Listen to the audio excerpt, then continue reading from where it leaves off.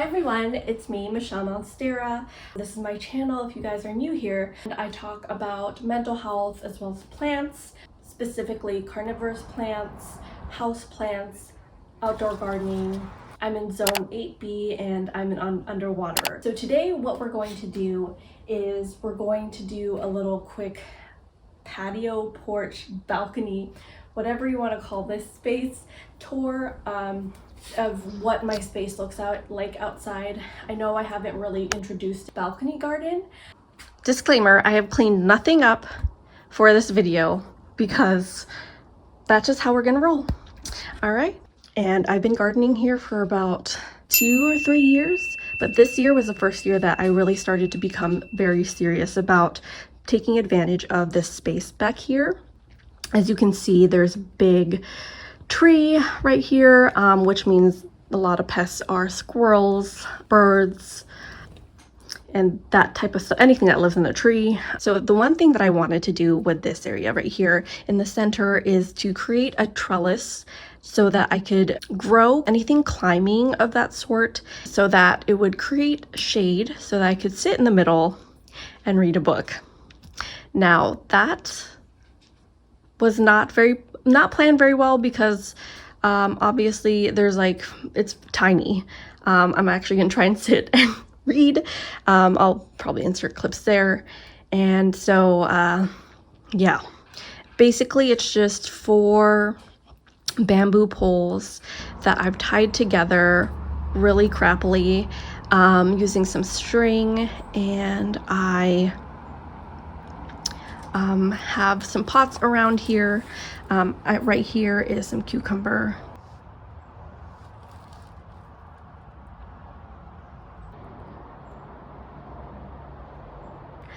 Here is some beans and loofah right here. And then these are flowers with a bunch of nasturtiums, and eventually I want to move the nasturtiums closer to the trellis so that it trails up and goes around the whole thing. This is a great, cool centerpiece, a great idea, but poorly executed as usual. So that is what is on those little planters right there in the center.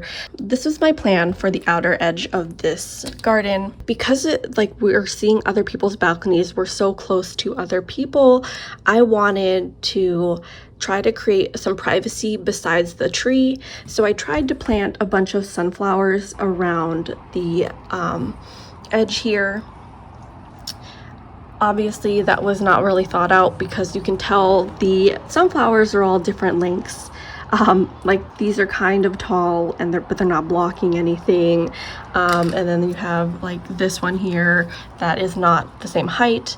And I also experimented over here with some corn because corn is also supposed to grow very tall, but I wasn't sure how it would do in a grow bag. So that's randomly there. Actually, I'm not really expecting any corn, but yeah, I'm just growing it to grow and, provide some sort of barrier. But I actually think I'm going to get corn. You will also see this vertical planter here. This is a Veggies garden. I'll put the name of the planter here. I always forget what it's called. And it has 7 tiers. I think it sits about 5 feet high. And I think there are 45 plants that you can put in there. Overall, I did not take advantage of the vertical space very well, so I was a little disappointed in how everything is turning out, and nothing grew very well. Overall, I didn't feel like I planned it enough so that it was very utilized. The way I water it is I take this bucket and I fill it with water. There is not a water source back here, which makes this really frustrating to water. So you take this bucket and you put it at the top here, and I'll insert clips of me watering. So you pour water at the top and then it drips down to the bottom here, and then any excess will end up in this little container here. That is why my carnivorous plant is up there. It's a Drosera and it's flowering right now and it's beautiful. and yeah, it's great. It's super happy. I was a little surprised that it would be happy up there, but it's grown so much, and yeah, it's flowering.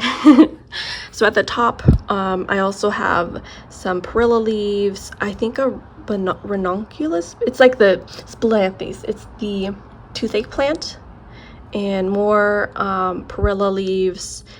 I have some lettuce going to seed right here, and some stevia.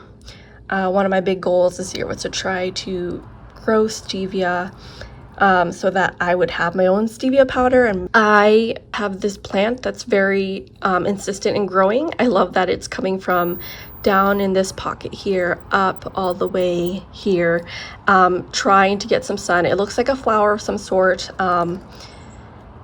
And yeah, down here we have some thyme.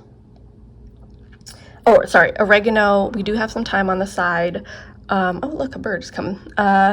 And we have a dahlia that I didn't expect to grow, but it's growing. I grew it from seed, and it's about to flower, so I'm very impressed that it would grow there.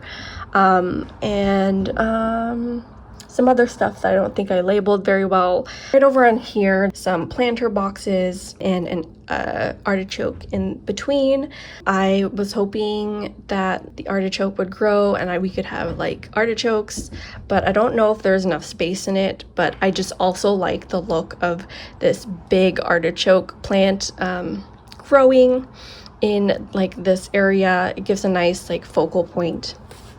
This is supposed to be my garden for like veggie garden, herb garden, like things that I really need, that I would go for the most.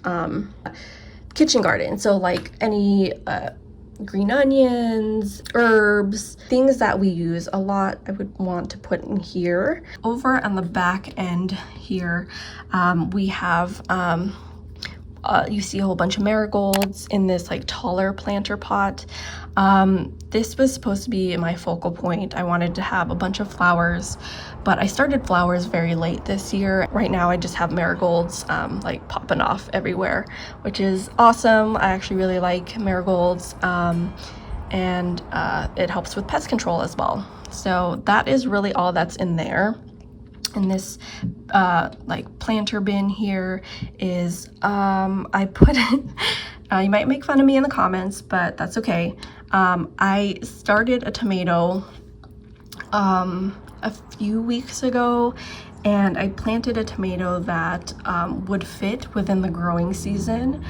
I don't know if it's going to actually produce tomatoes, but I wanted to try. I have a bunch of veggies that I wanted to start for fall, and I believe those are Brussels sprouts and some sage in there, as well as a pepper plant that I don't know what it is. It doesn't feel like it's a pepper plant. It just keeps growing up and it has not produced flowers. I don't know if it's not enough brightness or heat, but yeah, I'm like skeptical about what it is. This area right here is like my storage area. I put a lot of my pots and stuff that I don't need access to right away in there. I use the top of it to put my carnivorous plants and succulents. Now I have a bunch of different carnivorous plants, and I try to refill the water every day. They love this area. They do really well, and I'm really happy with what it looks like. We actually even had a frog in this area a couple months ago.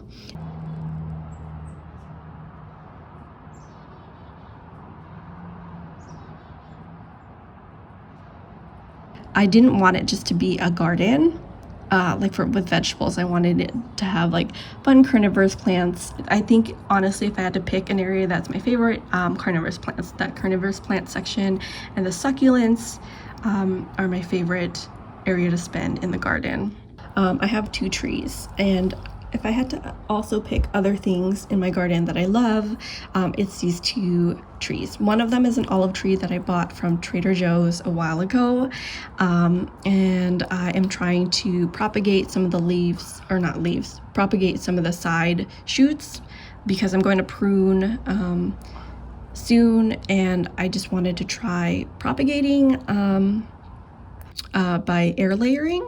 I also have a calamansi or calamandrin tree, so I am trying to make sure that it survives this winter.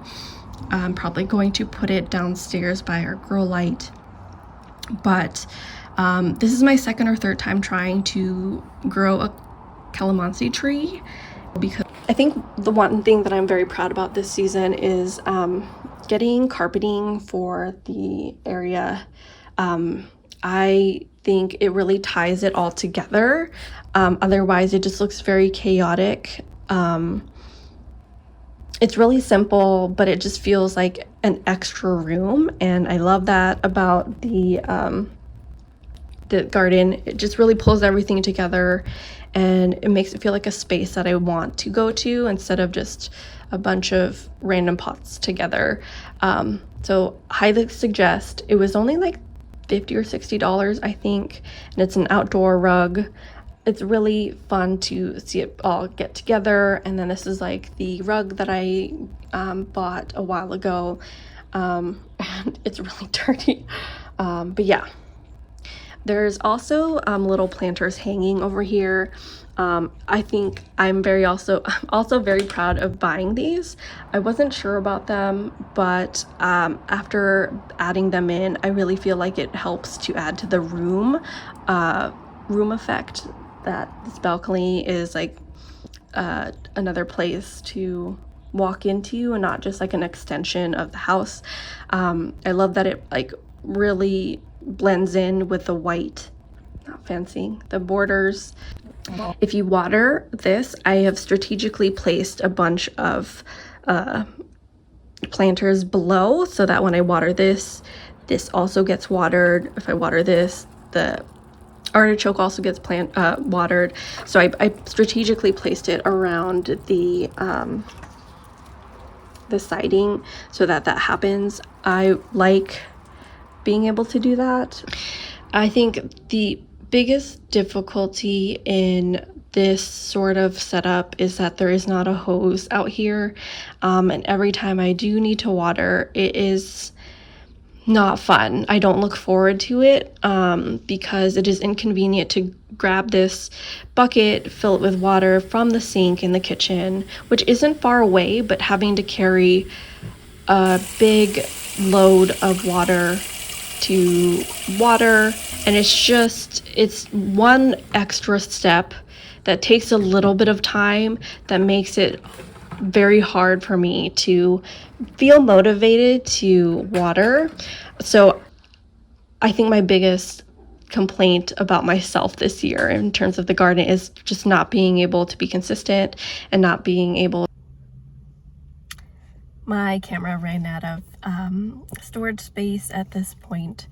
I hope you enjoyed the porch balcony tour. Comment below what you would technically call that structure if you made it this far. I also have a seed starting and propagations tour. If you want more tours from my channel, I will link that right here. I would love a comment, a subscription, or just a like from you. That really helps me out. Until next time, I'll see you later.